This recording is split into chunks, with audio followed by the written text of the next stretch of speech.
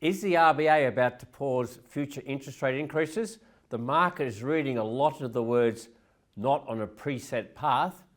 Should RBA Governor Philip Lowe fall on his sword? And reporting season kicks off with Genworth and Credit Corp. I'm Paul Rickard and I'm mad about money.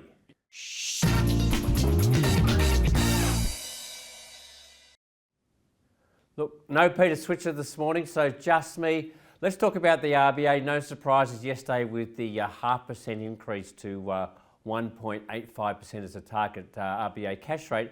Interesting point about the statement was while the RBA says it's still in the process of normalising the cash rate, and that means it's got to go higher over time to more like about 2.5%, maybe 3%. What they did say was that the words were they're not on a preset path. In other words, they're prepared to look at the data, and if they're getting a lot of heat about interest rates and people are saying the housing market's slowing and the consumer's doing it really tough, it suggests that maybe in September and October we may not get 0.5% increases, we may get a slowdown to 0.25%, certainly a bit of a slowing in the pace of interest rate increases. That's one of the reasons why the share market went up yesterday, the Aussie dollar fell, and a few economists who like to be pretty bearish and out there have revised their forecasts about just how high the cash rate will go by the end of the year. We're also following the path in the US, and there's no surprises. We just tend to follow, and they've gotten a little more conservative about the pace over there in the States. No surprises at the RBA and the market here starting to follow suit. But that's because people have been fearing the worst. So I guess we're going to see, as they like to say, it's going to be data dependent. And my guess is we're going to see a slower rate of increase in September. Now, a lot of debate about whether Governor Philip Lowe should fall on his sword, do the honourable thing. He was the person who told the world, and certainly the consumer, that interest rates wouldn't be going up at the earliest until 2024. Hey presto, they're going up in 2022. A lot of people feel a little bit aggrieved about what he had to say.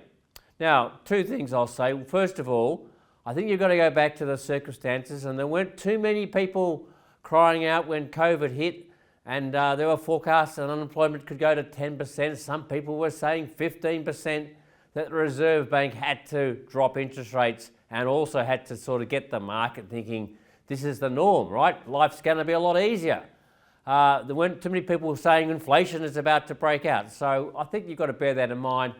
And secondly, there's no doubt the RBA got it wrong, right? The Reserve Bank of New Zealand started to, it cut out its quantitative easing program last August, moved on interest rates in November. We're 6 to 7 months behind. The RBA was too slow.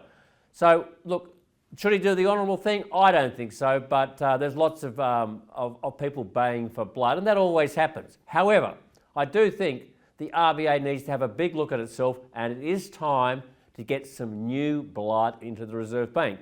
For years, there's been a path to being a governor. You became a head of department. Then you became an assistant governor. Then you were promoted to deputy governor, and hey presto, suddenly you're the governor. And that's exactly what's happened to Philip Lowe and all the people before him. It's one of the most, incestuous is the wrong words, but it's like the public service of the 1960s. The people in the Reserve Bank have only ever worked in the Reserve Bank and Treasury. No worldly experience, and if you want to be governor, you have to work your way through the system. It's time for some new blood. So I think when Philip Lowe's term expires next year, time to find somebody from outside the Reserve Bank to shake that place up a little bit. Get a board that actually acts like a board and tells the governor what to do, as opposed to listening to what the bureaucrats say. And Philip Lowe does need to come clean and say, I got it wrong. There was never a cause for saying that we needed to keep rates as low to 2024. I'm never sure why he put a time frame on it. And secondly, the whole printing of money, taking the bond yields down to 0.1%, that was just stupid policy. And just the only interesting part is now, when interest rates are increasing, no one's talking about quantitative tightening. So I never quite got why there was this quantitative easing. That was a waste of investment. So a bit of an apology from the Reserve Bank, but look, we all make mistakes and nobody is perfect. But this was a big one, and I can understand why people are a little bit annoyed. But my issue with the Reserve Bank is not that they got this wrong, but it needs some talent from outside. It needs a shake-up.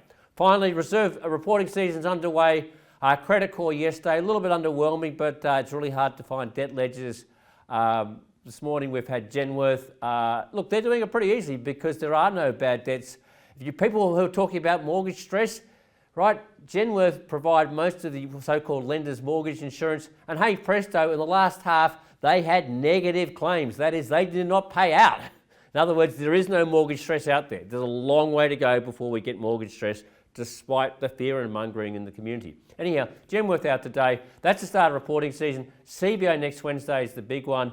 And then the following week, we get into CSL and really get some big stocks. So a long way to go, but let's see how it points out. Really important for the direction of our market. I'm Paul Rickard. Peter Switzer should be back next week. And Co-Collective, we're mad about money.